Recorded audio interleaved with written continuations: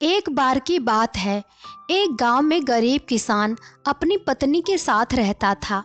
उसके पास एक गाय और थोड़ी सी खेती के लिए जमीन थी, जहां वह दिन भर अपने खेतों में काम करता था। तब कहीं जाकर उसे खाने के लिए अनाज हो पाते थे। इस तरह से किसान अपना किसी तरह जीवन गुजारा करता था, जिस कारण से किसान की पत्नी हमेशा अपने भाग्य और भगवान को कोसती रहती थी और कहती थी, न जाने किस जन्म का पाप इस जन्म में भरना पड़ रहा है, जो कि गरीबी में जीवन जीना पड़ रहा है। पत्नी की इन बातों को सुनकर किसान मन ही मन खुद को और अपने भाग्य को कोसता रहता था कि न जाने कब उसके किस्मत के भाग्य बदलेंगे। एक दिन की बात है, दोपहर का समय था। किसान खेतों से आकर अपने घर पर अपनी पत्नी के साथ खाना खाने जा रहा था कि इतने में एक साधु महाराज भिक्षा मांगते हुए उसके दरवाजे पर पहुंचे और भिक्षा मांगने लगे। तो इतने में किसान घर के बाहर आया और बोला, साधु महाराज, हम सभी पहले से ही इतने गरीब हैं और किसी तरह अपना जीवन गुजार रहे हैं, और ऐसे में हम आपको कहाँ से दान दें? हमारा साथ तो ऊपर वाला भी छोड़ चुका है।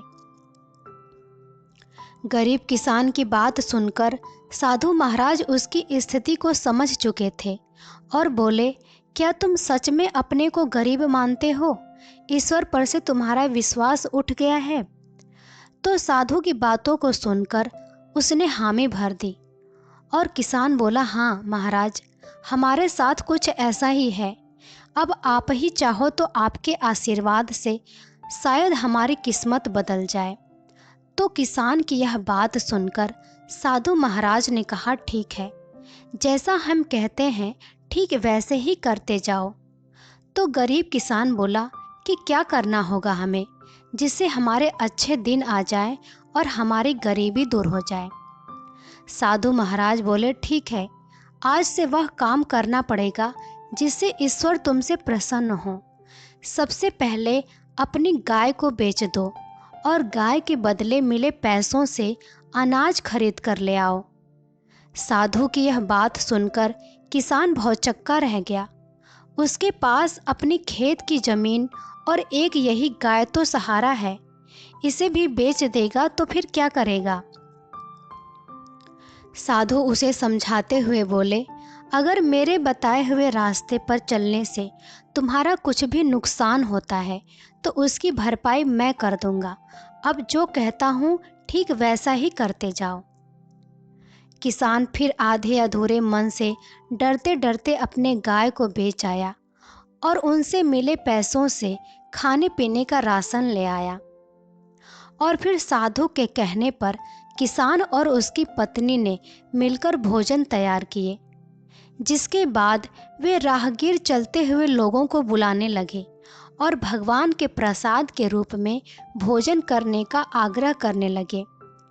फिर जो भी उधर से गुजरता, गरीब किसान उन्हें भरपेट भोजन कराते, जिससे राहगीर काफ़ी खुश हो जाते।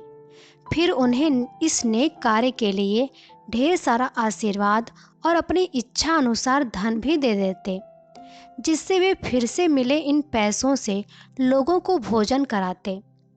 इस तरह साधु महाराज के कहने पर यह रोज का सिलसिला चलने लगा। हर दिन गरीब किसान अब मिले पैसों से भोजन प्रबंध करते, जिससे राह चलते लोग प्रतिदिन उसके यहाँ भोजन करते और दान के रूप में किसान को कुछ न कुछ धन जरूर दे जाते, जिससे गरीब किसान के दान की बात धीरे धीरे दूर दूर तक फैलने लगी। फिर धीरे धीरे बड़े बड़े नगरों के सेठ, साहूकार, व्यापारी, राज दरबारी, जो कोई भी उस गांव से गुजरता, उस किसान के यहाँ ही भोजन करता और बदले में किसान को इस महान कार्य के लिए ढेर सारा धन भी दे जाते थे, जिससे धीरे धीरे गरीब किसान मिले पैसों से अमीर होने लगा और अब एक गाय के बदले कई ढेर सारे गाय खरीद लाए और अपने भोजन कार्य को भी बढ़ाने लगा। अब किसान मन ही मन खुश होने लगा था। उसे अपने बदलते किस्मत पर भी भरोसा होने लगा था जिसे देखकर साधु महाराज किसान का हाल पूछते हुए बोले, अब बताओ, क्या तुम अब भी वही गरीब किसान हो? अब तो तुम दिन रात मेहनत करते हो और ईश्वर के बताए गए पुण्य के मार्ग पर चलते हुए लोगों को भोजन कराते हो, जिससे अब ईश्वर भी तुमसे प्रसन्न है।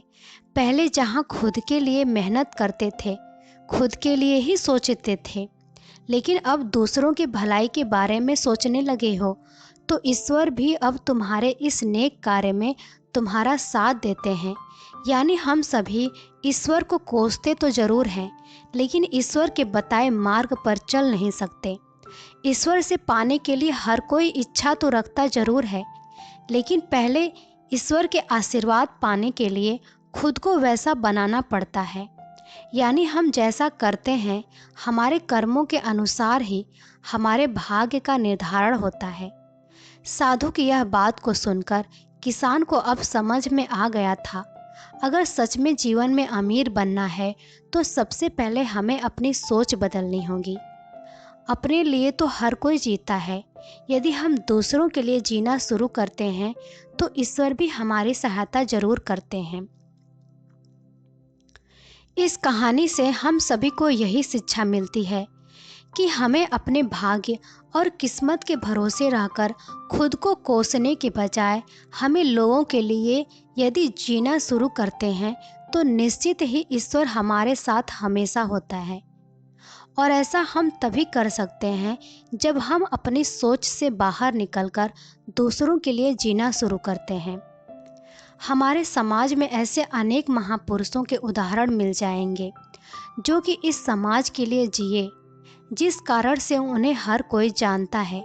जो सिर्फ अपने लिए जीते हैं, वे अपने जीवन को एक निश्चित ही दायरे में जीकर चले जाते हैं, फिर उनके बाद उन्हें कोई याद नहीं करता। जबकि जो लोग समाज के लिए जीते हैं, वे इतिहास बनाकर भले ही इस दुनिया से चले जाते हों, लेकिन हमेशा ही सबके दिल में रहते हैं।